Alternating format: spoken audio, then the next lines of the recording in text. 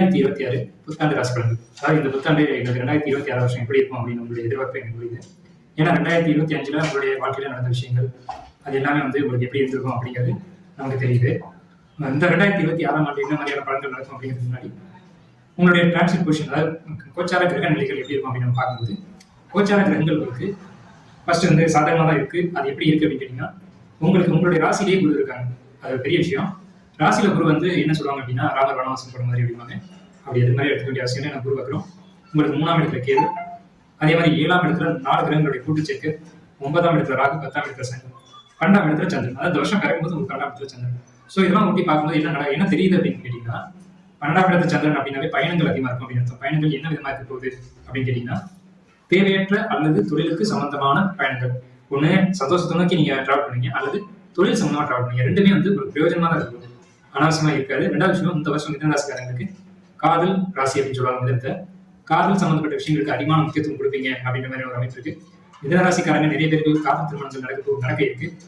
உங்களுக்கு 5ஆம் இடத்துல இருக்கு, 7ஆம் இடத்துல இருக்காங்க அப்படின்றதுனால இந்த ஆண்டு நீங்க லவ் பண்ணிட்டு இருக்கீங்க அப்படின்னா உங்களுடைய காதல் அங்கீகரிக்கப்பட்டு ஒரு மேரேஜ் நடக்கும் மிதன ராசிக்காரங்களுக்கு.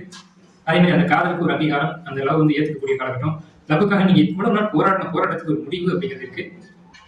இந்த விஷயம் உங்களுக்கு ரொம்ப பாசிட்டிவ் அப்படின்னு சொல்லலாம். தொழிலை பொறுத்த வரைக்கும் உங்களுக்கு தொழில் ரொம்ப சிறப்பா இருக்கும் போது இந்த 2026ஆம் ஆண்டுல பயணங்கள் நிச்சயம் உண்டு. வெளிநாடு போறேன் அப்படின்னு சொல்லக்கூடியவங்களுக்கு நிச்சயம் வெளிநாட்டு பயணங்கள் காத்துட்டு இருக்கு.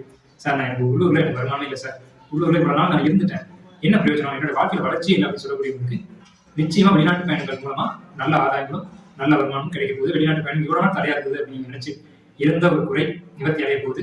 9ஆம் இடத்துல ராகு உங்க ராசிக்கு அப்படின்றதுனால இந்த ஆண்டு நீங்க வெளியூர் வெளிமாநிலங்கள் போய் அங்க செட்டில் ஆகி சம்பாரிச்சு உங்களுடைய ஜீவனத்தை உயர்த்தக்கூடிய காலகட்டம். நிச்சயமா நீங்க வெளிநாடு போங்க, நம்பி போகலாம். எந்த தடை வராது, தடைகள் உடைக்கப்படும், வருமானங்கள் உங்களுக்கு அதிகரிக்கும். அதே மாதிரி உங்களுடைய முயற்சியை பொறுத்தளவுக்கு நம்ம பார்க்கும்போது முயற்சிகளை சோர்ந்து போயிருங்க. எப்பவுமே முயற்சிக்கு சளைக்காத ராசி தான் மிதன ராசி. ஆனா கடந்த 2025ஆம் ஆண்டு மட்டும் முயற்சிகளுக்கு சளைப்படி அடைஞ்சிருப்பீங்க நிறைய பேர். இந்த 2026 முயற்சிகள் எல்லாமே பலிதமாகும். முயற்சிகள் பலிதமாகும், காதல் வெற்றி அடையும், தொழில் மேன்மை அடையும். வேலையில இருக்கக்கூடியவங்களுக்கு, ஜாப் இருக்கக்கூடிய மிதன ராசிக்காரங்களுக்கு ஜாப் உத்தியோகத்துல ப்ரமோஷன், இன்கிரிமெண்ட், வருமானம் இதெல்லாம் அதிகரிக்கும்.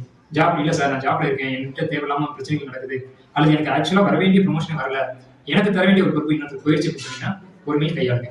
ஏன்னு கேட்டீங்கன்னா, இந்த ஒரு விஷயம் உங்க நல்லதுக்காக நடந்திருக்கு. நிச்சயமா நீங்க ஒரு ஆபீஸ் ரொம்ப நாள் நீடிச்சு வேலை செஞ்சிருப்பீங்க, அதனால ஏற்பட்ட அந்த அங்கீகாரம் நமக்கு கிடைக்கலையே, மற்றவங்களுக்கு போயிடுச்சு அப்படின்ற ஆளுங்க தேவையில்லை. உங்களுக்கு அதை காட்டிலும் மேன்மையான ஒரு பொறுப்பு அப்படிங்கிறது நிச்சயமா ஒரு பொறுமை அவசியம். இந்த மிதன ராசிக்காரருக்கு 2026ஆம் ஆண்டுல பொறுமை ரொம்ப ரொம்ப ரொம்ப அவசியம். அந்த பொறுமை மீன் போகாது, வெற்றி அடையும், திருமணம் கைகூடி வரும், குழந்தை பாக்கியம் உண்டு.